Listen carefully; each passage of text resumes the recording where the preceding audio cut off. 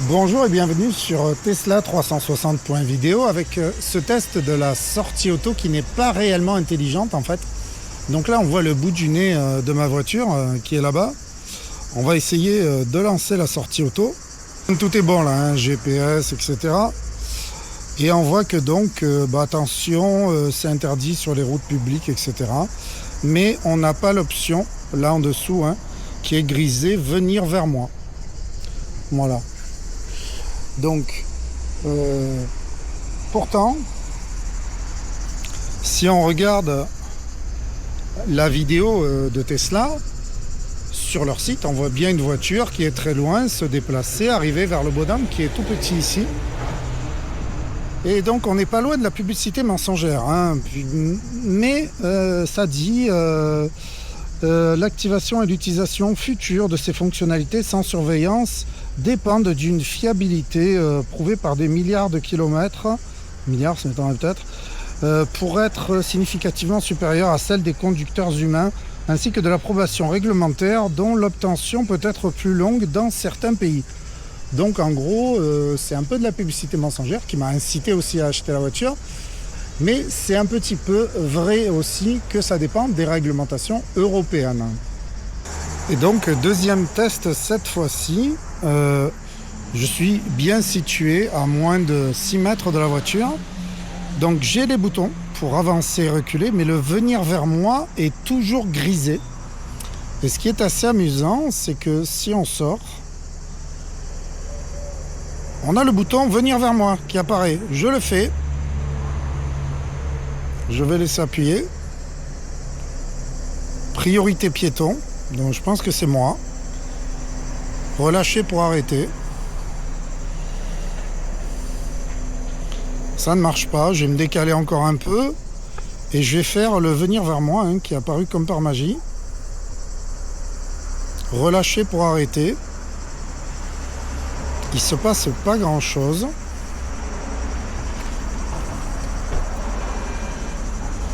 Arrêt suite à une erreur inattendue. Arrêt.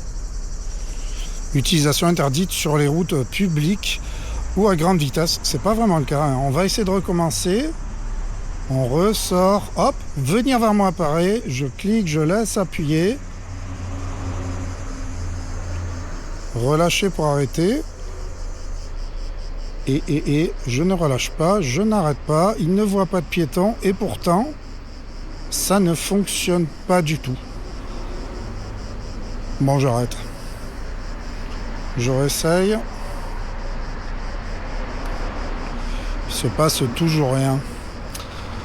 Voilà, c'est assez ridicule hein, cette fonctionnalité. Donc ridicule un peu de la part de Tesla, mais ridicule aussi de la part des autorités européennes qui en fait interdisent le déplacement de véhicules autonomes sans conducteur au-dessus de 6 mètres de distance, ce qui est ridicule puisque ça fonctionne très bien ce mode summon aux États-Unis. Moi la question que je pose aux autorités et à tous ces gens qui font les lois à notre place, c'est qu'est-ce qui est plus dangereux ?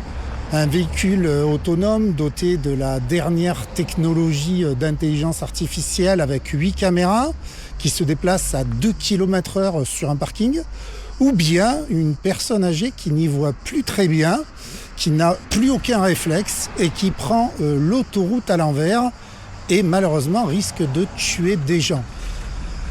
Je pose sérieusement cette question parce que je pense qu'il serait temps d'arrêter de faire du corporatisme d'espèce contre l'intelligence artificielle et les machines, parce qu'il faut savoir reconnaître lorsque la machine est supérieure à l'homme, ce qui est le cas dans la conduite des avions par exemple, ou même de la voiture à très haute vitesse. J'ai beaucoup plus confiance en ma voiture qu'en moi-même et en mes capacités, parce que si on continue à faire ce corporatisme d'espèce comme un ami à moi l'a inventé, eh bien le jour où la singularité arrivera, la machine risquera de se poser certaines questions sur notre capacité à juger la réalité.